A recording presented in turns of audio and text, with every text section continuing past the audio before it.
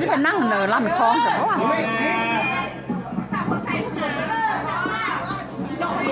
ไม่พอเดินยืนเนอบอกกันลั่นคลองเลยเวลาลงเที่ยงนะเวลาลงเที่ยงนะลั่นคลองเลย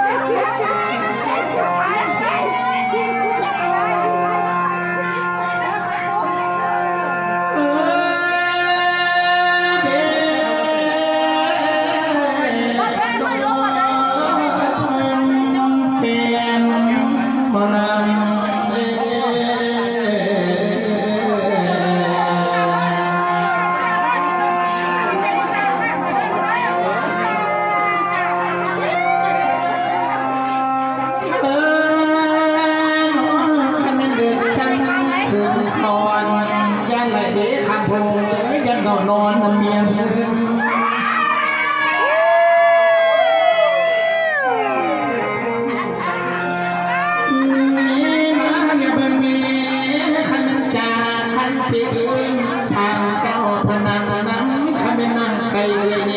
ฉันมาขอเอาเป็นขอกินน้ำมันจากทะเลอัมโบขอน้ำมันบูกินพนามา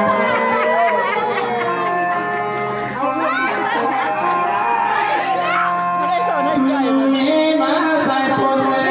ยอย่าบังเกคำพวงเมย์บ่แม่นให้ตั้งต่ำเอาขนาดเพิ่นมีลูกเลื่อนเลื่อนไงกันยังงามอยู่น้อยมีลูกสองลูกสามกันยังงามปานนี้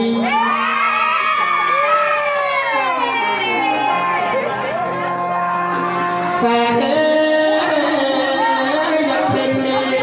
อยากเป็นข่าวเต็มที่เต็มที่ข่าวพาหวนคำพงษ์ยังไม่เกิดที่งามเอาเหลือที่ของงามปานเดียว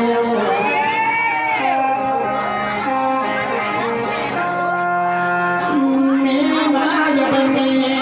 คันคำพงษ์ผัดนามนาที่แข่งสู้ผัดนาม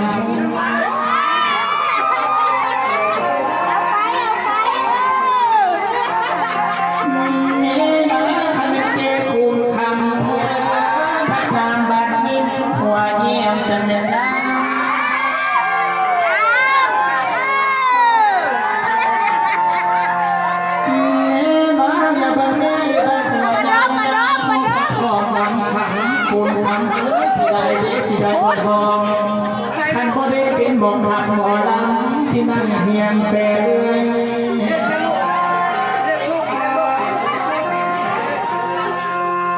เมมาอันนี้ไม่กระจำนอเป็นเลี้ยวเลี้ยวโตผสมพันคำพูดเอ้ยได้เป็นเงินขอตัวนี้บุญอ้ายชาก็มีที่น้อจะผลเลย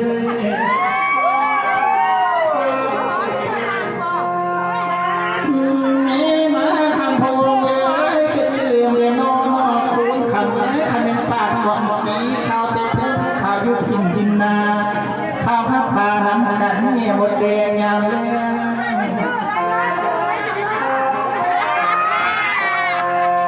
สาเกข้าวเพียนโน้เด็กข้าวข้าวเอาโตกระบอกเจ๊จ่อยตากระเทศตะทึกกันจากนกขอดอกยังเสียงเล่าข้าวขันกระบอกเจ้า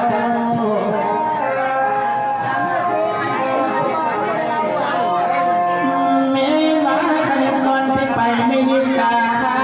วมุกเดียวเขาเล่นในพวกเดียวน้ำกันเจ๊จ่อยเลยคำไปหามันยังคู่เพียงกับเจ้าคุณคำเพื่อมายามเดือนหายังผ่านทองจัดกันกับเจ้า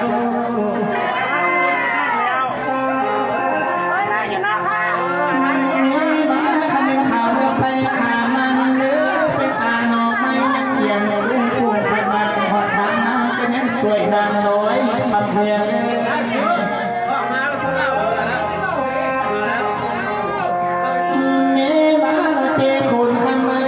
ยคะแนนทอดทางน้อยอดทองกันยังครัวมัดกอดไว้กันยังว่าอดทองเลยยังอดเบาปากไว้สลาหัวไว้เพิ่นสิเห็นพนินเนาะ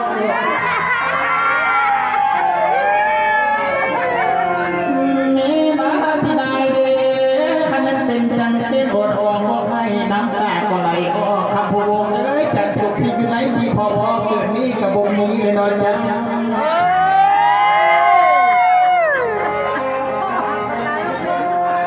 นี่มาคันมันเป็นจังสีเจวันก็คือการเจคำพูดเอ้ยคันไม่มีพวกแล้วให้ฟังร้องก็ว่ามันจังสุขเลย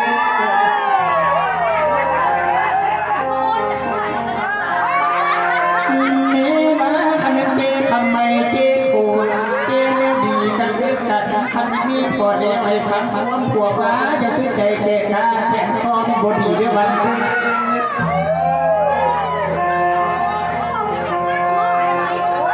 จะเด้อเจ๊เลี้ยดีทำเป็นผัวแปดทางมันเลือดหนีนำเจ้าขับมาบ้านให้เจ้าทำสีนา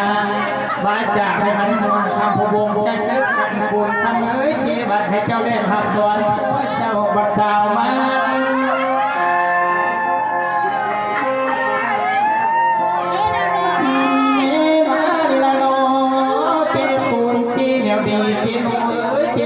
ที่ทำธุรกิจด้วยการหาเงินทำที่ได้ง่ายหรือการขายขายการที่ใดกำไรเกินลืมสุฟีฉันเลยต้องหมอกับตื่นเมนาเจตมนเจปันเจกงเดชก็คือกันเป็นมะกวงเย็นนี้กูจะได้บ้านทำพะวงมีแต่เจ้าเล่นลอยขอเขาสัวเสีย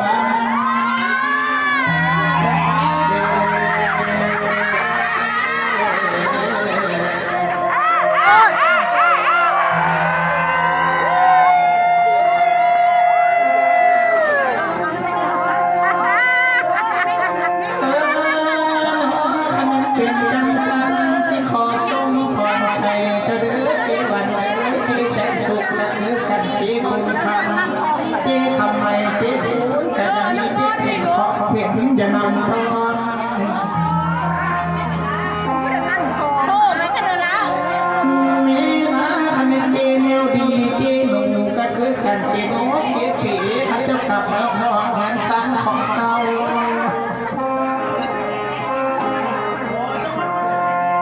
มีมาตามวันเลยเจปานก็คือกันเด้อคือพระพุทธพระธรรมเด้อขอให้เมื่อทรงเจ้าให้เกิดบ้านให้ปลอดภัย